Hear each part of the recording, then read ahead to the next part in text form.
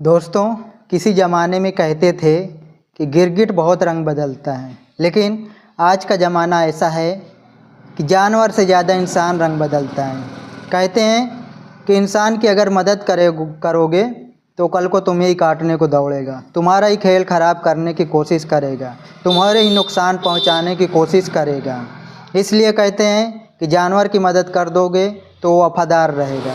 आज की कहानी में कुछ ऐसा ही है, तो कहानी को पूरा लास्ट तक देखिए, लास्ट तक सुनिए और वीडियो को लाइक कर दीजिए। चैनल पर नए हैं तो चैनल को सब्सक्राइब कर लीजिए। तो चलिए कहानी को शुरू करते हैं। चाहे कितनी भी गहरी यारी हो, ये तीन लोग धोखा ज़रूर देते हैं। तो आखिर वे तीन लोग कौन से हैं? चलिए इस कहानी के माध्यम से समझने का प्रयास करते हैं। बहुत समय पहले की बात है।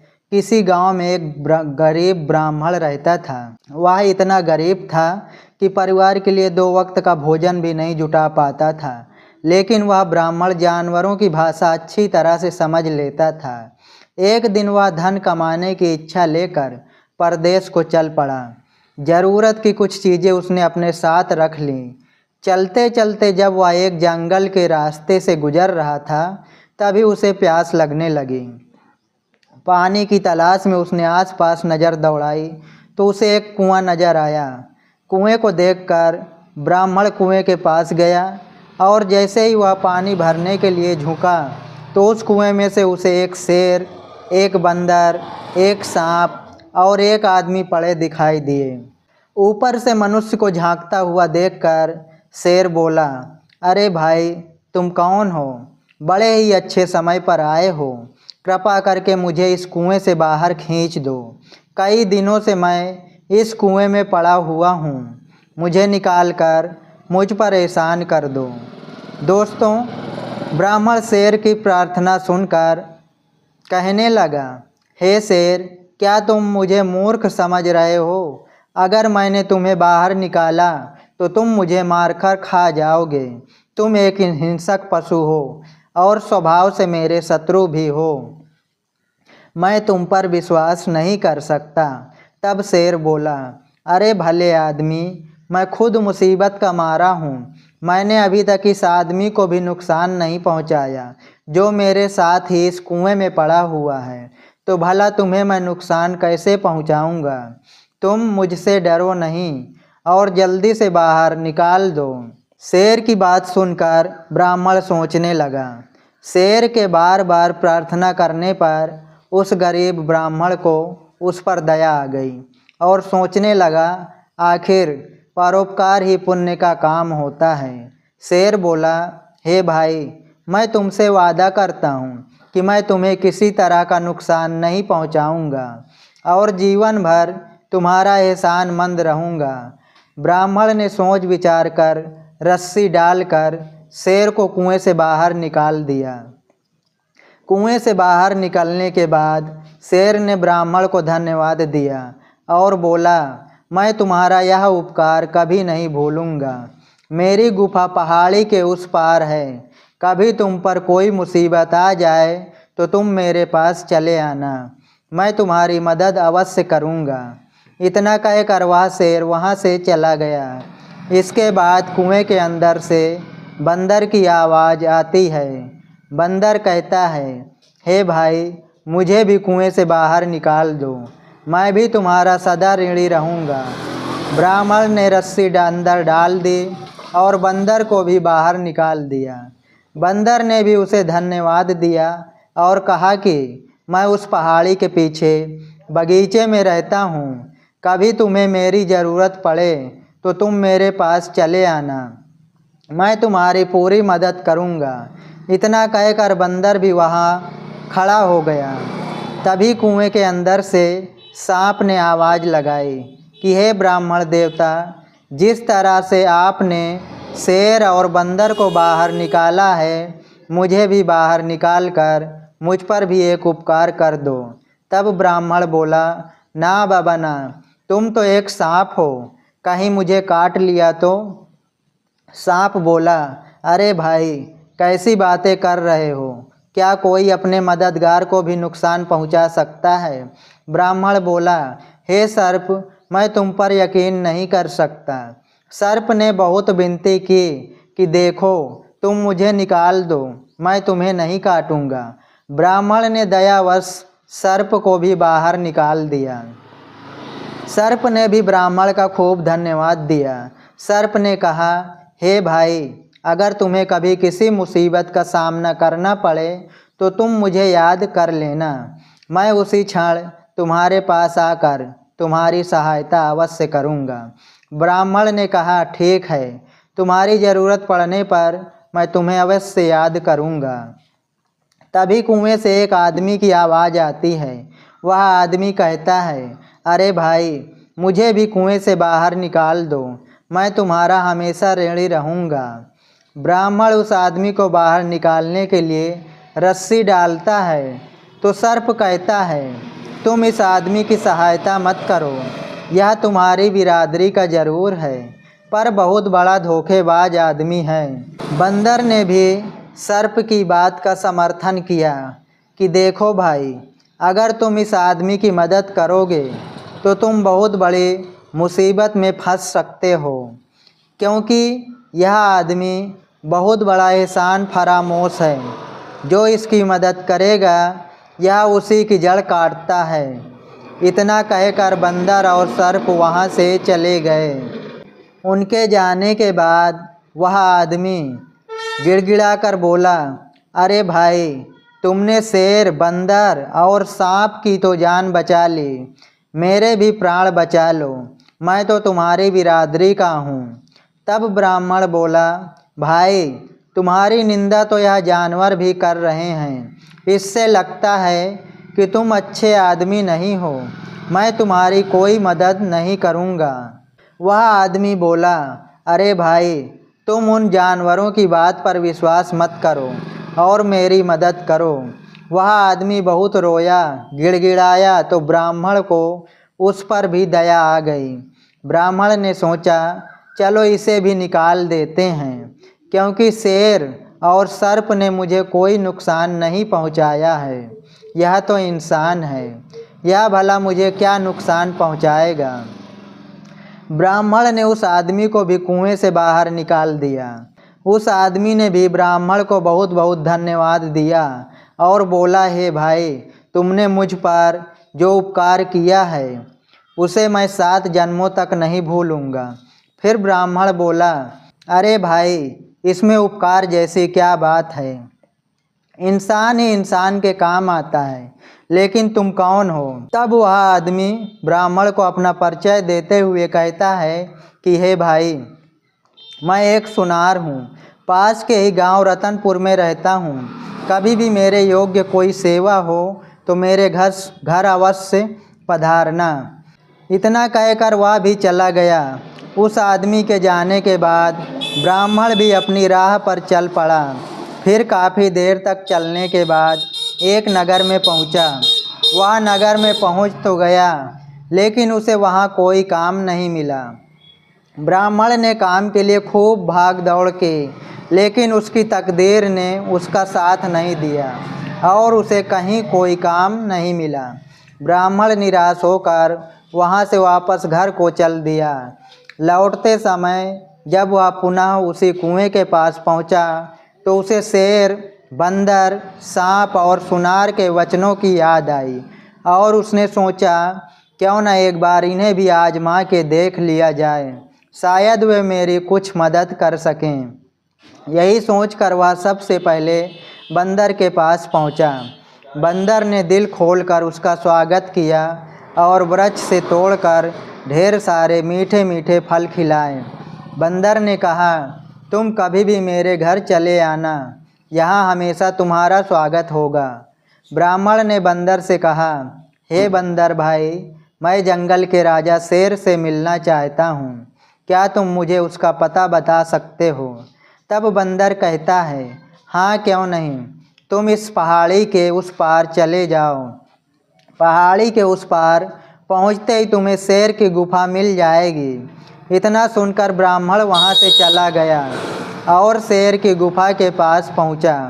जब ब्राह्मण शेर के पास पहुँचा तो शेर खुशी से उसका स्वागत करने के लिए आगे आया और बोला, तुम्हें देखकर मुझे बहुत खुशी हुई। बोलो मैं तुम्हारी क्या मदद करूं? तब ब्राह्मण कहता है, हे भाई, मैं बहुत गरीब आदमी हूं। मैं काम की तलाश में शहर आया था, लेकिन मुझे वहां कोई काम नहीं मिला। अगर मैं खाली हाथ घर वापस गया तो अपने पत्नी बच्चों को क्या मुंह दिखाऊंगा। मुझे कहीं से कुछ धन मिल जाए तो मैं अपने घर लौट जाऊंगा, वरना मेरे लिए खुदकुशी करने के सिवाय कोई रास्ता नहीं है। शेर ने कहा, आप निराश ना हो मित्र, मैं आपकी समस्या भी दूर किए देता हूँ। तुम यहीं ठहरो, मैं अभी आता हूँ। इतना कहकर शेर अपनी गुफा में चला गया। जब शेर गुफा से बाहर निकला तो उसके मुंह में एक सोने का सुंदर रत्न जड़ित हार था। वह हार ब्राह्मण को देते हुए बोला, लो मित्र, इस हार को बेचकर तुम्हें अच्छे पैसे मिल जाएंगे और तुम्हारी सारी गरीबी दूर हो जाएगी। शेर से वह हार लेकर ब्राह्मण ने उसे धन्यवाद दिया और कहा कि सचमुच तुमने अपना वचन निभाया है। इतना कहकर ब्राह्मण ने हाथ उठाकर शेर से विदा ली और अपने घर को चल दिया। वापस लौटते समय ब्राह्मण का मन खुशी से फूला नहीं समा रहा था। वह सोच रहा था कि आखिरकार उसकी यात्रा सफल हो गई। इस हार को बेचकर खूब सारा धन मिलेगा और खूब सारा धन देखकर मेरे पत्नी बच्चे बहुत खुश होंगे। अब हम सुखपूर्वक अपने दिन बिताएंगे। ब्राह्मण यही सब सोचता हुआ चला जा रहा था। तभी उसे उस सुनार की याद आई जिसे उसने कुएं से निकाला था। वह सोचने लगा कि मैंने उस सुनार की जान बचाई थी, वह मेरा हार अवश्य ही अच्छी कीमत पर बिकवा देगा।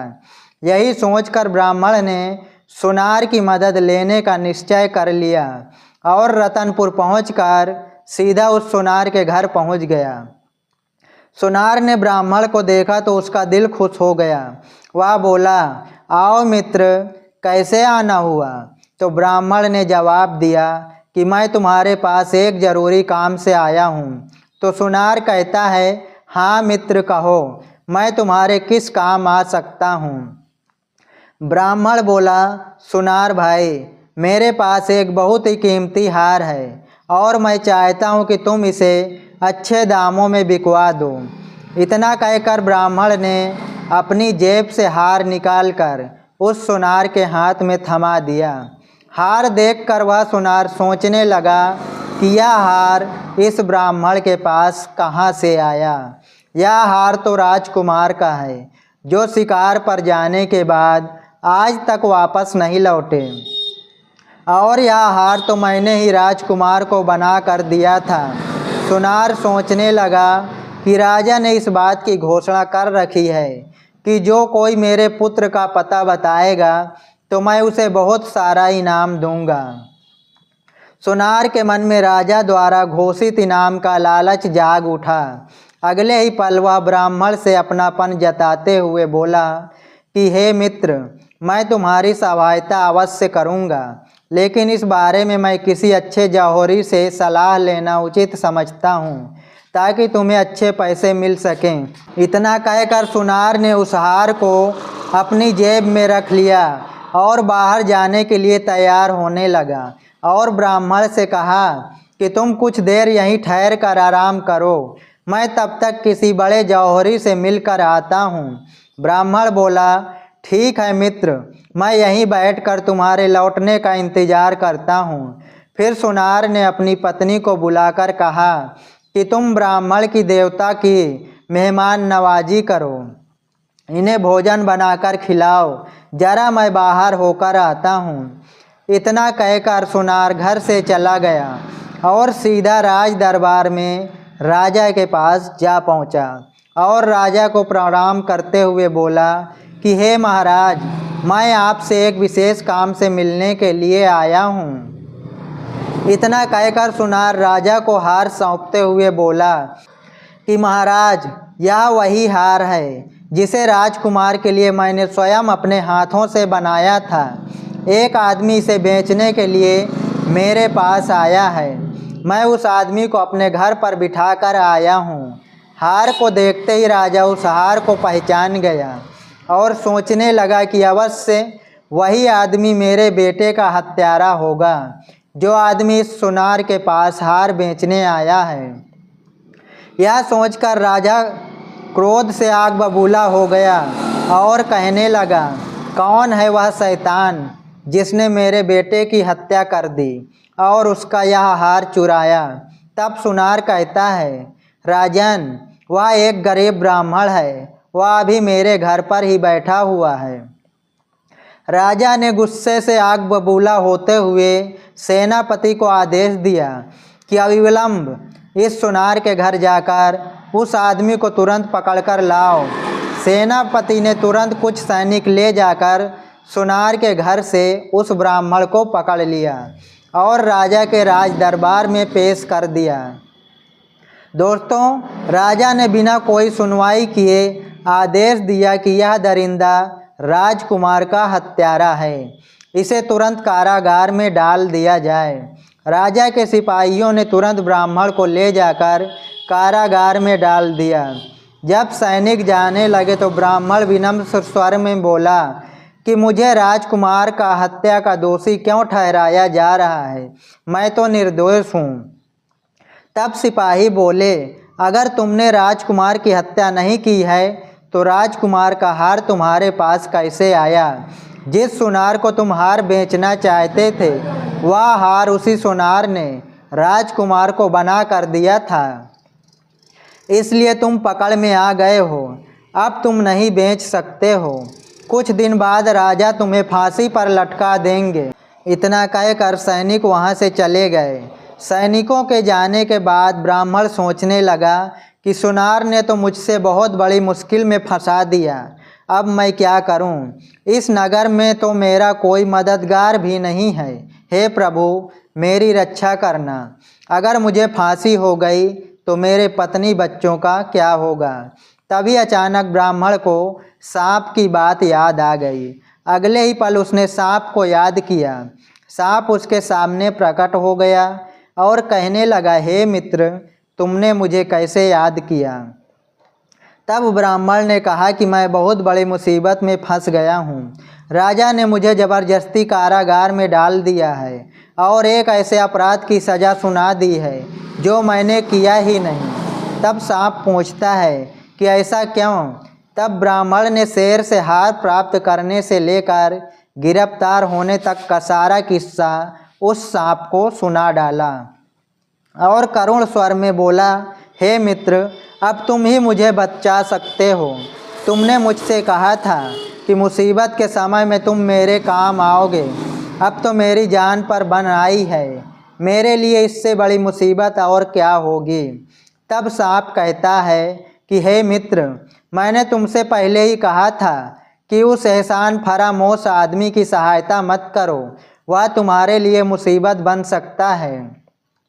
कहते हैं कि जो इंसान धन का अत्यंत लालची हो और पूर्व का बैरी हो, अनेक स्त्री और पुरुषों में मन लगाने वाला हो, वो चाहे स्त्री हो या पुरुष, इनसे चाहे कितनी भी गहरी यारी हो, ये तीन लोग हमेशा ही धोखा देते हैं। इन पर कभी विश्वास नहीं करना चाहिए। सांप बोला, तुमने मुझे याद किया है तो मैं तुम्हारी सहायता अवश्य करूँगा। मुझे एक उपाय सूझा है। मैं चुपके से महारानी के कमरे में जाकर उसे डस लेता हूँ। मेरे जहर से महारानी बेहोश हो जाएगी। फिर चाहे कोई कितना भी प्रयत्न कर ले, वह होश में नहीं आ सकती। मेरे जहर का असर तब तक रहेगा जब तक तुम अपने हाथ से उसके माथे को नहीं छू लेते हो। तुम जैसे ही महारानी के माथे को छुओगे तो वह होश में आ जाएगी और राजा खुश होकर तुम्हें छोड़ देगा। राजा अपनी रानी से बहुत प्यार करता है। वह उसे जीवित रखने के लिए कुछ भी कर सकता है। दोस्तों, इतना कहकर सांप कारागार से निकलकर रानी के कक्ष में पहुंच गया और अगले ही पल उसने रानी को डस लिया। रानी तुरंत उठ बैठी और चिल्ला पड़ी। सांप खिड़की के रास्ते से रानी को डस कर चला गया। इधर महारानी चीखती हुई कक्ष में बेहोश होकर गिर पड़ी। राजा के सारे नौकर चाकर महारानी को गिरता हुआ देखकर भाग खड़े हुए। रानी ने बता दिया था कि मुझे सांप ने काट लिया है। तुरंत राजा को सूचित किया गया कि रानी को एक जहरीले सांप ने डस लिया है और महारानी बेहोश हो गई हैं। जल्दी ही उनके उपचार की व्यवस्था कीजिए। राजा ने तुरंत राज्य वैद्य को बुलवाया और राज वैद्य से कहा कि हे वैद्यराज, मेरी रानी को बचा लीजिए, इसे किसी सर्प ने डस लिया है। यदि मेरी रानी को कुछ हुआ तो मैं जीवित नहीं रहूँगा। वैद्यराज ने रानी की नब्ज देखकर कई तरह की औषधियाँ दीं, लेकिन वह होश में नहीं आई। तब वैद्यराज ने निराश होकर कहा कि महाराज, मेरी कोई औषधि काम नहीं कर रही है। महारानी का उपचार अब मुझसे संभव नहीं हो सकेगा। जिस सांप ने इन्हें डसा है वह बहुत ही जहरीला है, इसलिए आप किसी अन्य वैद्य हकीम को बुला लीजिए।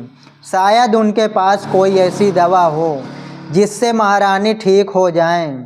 अगले ही पल राजा ने मंत्री को आदेश दिया कि मंत्री जी, फौरन यह ऐलान करवा दो कि जो भी महारानी का उपचार करके उन्हें ठीक करेगा, उन्हें मुँह मांगा इनाम दिया जाएगा। दोस्तों, राजा ने तुरंत पूरे राज्य में घोषणा करवा दी। राजा के आदेश का ऐलान होते ही कई वैद्य हकीम आए। महारानी को तरह तरह की औषधियाँ दी गईं, लेकिन कोई लाभ नहीं हुआ। महारानी की बेहोशी वैसी की वैसी बनी रही। जब सभी वैद्य हकीम तरह तरह की औषधियाँ देकर हार गए तो कहने लगे कि अब तो भगवान ही महारानी को बचा सकते हैं। दोस्तों, वैद्य हकीम का निराशापूर्ण उत्तर सुनकर राजा का दिल टूट गया। वह मन ही मन घबराने लगा कि हे भगवान, महारानी पर यह कैसी आफत आन पड़ी है। उधर जेल की कोठरी में बंद ब्राह्मण ने राजा का ऐलान सुनकर उसने पहरेदार से कहा कि मुझे महाराज के पास ले चलो, मैं महारानी को ठीक कर सकता हूँ। पहरेदार कहता है, अरे ब्राह्मण, जब अच्छे अच्छे वैद्य हकीम भी उन्हें ठीक नहीं कर पाए तो तुम एक हत्यारे होकर उन्हें भला क्या ठीक करोगे। ब्राह्मण ने फिर विनती की, आप एक बार मुझे महाराज के पास ले चलो, मैं सच कहता हूँ, मैं रानी को बचा लूँगा। पहरेदार ने यह खबर राजा को दी। राजा ने तुरंत ब्राह्मण को अपने पास बुला लिया। राजा ने कहा, हे ब्राह्मण, अब शीघ्र मेरी रानी को जहर से मुक्त कर दो। अगर तुम मेरी रानी को नहीं बचा सके तो मैं तुम्हारा सर कटवा दूंगा। ब्राह्मण ने कहा, ठीक है राजन, मुझे मंजूर है। ब्राह्मण के विश्वास दिलाने पर राजा ने ब्राह्मण को रानी के महल में पहुंचा दिया। ब्राह्मण ने आस्था से अपना हाथ महारानी के माथे पर रख दिया। अगले ही पल महारानी बिस्तर से उठ बैठीं। उनके बदन का जहर उतर चुका था। राजा ने कहा, महारानी, आप इस ब्राह्मण की कृपा से जीवित हुई हैं। फिर महाराज ने महारानी के जीवित होने की खुशी में ब्राह्मण को क्षमा कर दिया और उससे उसकी असलियत पूछी। तब ब्राह्मण ने सारी बात स्पष्ट रूप से बता दी। राजा ने ब्राह्मण को खूब धन दौलत देकर अपने राज्य से विदा किया और सोनार को बुलवाकर उसे जेल में डलवा दिया।